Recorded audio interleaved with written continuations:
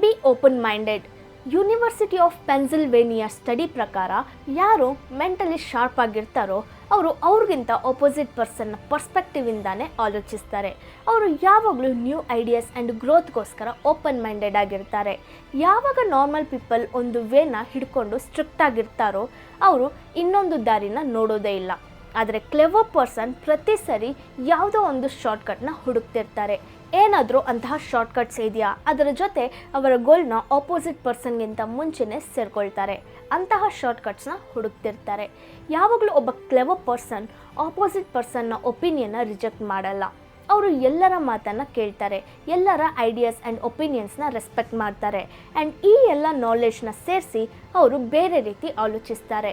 And ಅದು complete different ಆಗಿರುತ್ತೆ. ಒಂದು ಕ್ಲೆವರ್ ಪರ್ಸನ್ ಆಗೋಕ್ಕೆ ನಿಮ್ಮ ಮೈಂಡ್ನ ಯಾವಾಗಲೂ ಓಪನ್ ಆಗಿಟ್ಕೊಳ್ಳಿ, ಯಾವಾಗ ನಿಮ್ಮ ಬ್ರೈನ್ಗೆ ಹೊಸ ಟಾಪಿಕ್ಸ್ ಬರುತ್ತೋ ಅಂತ.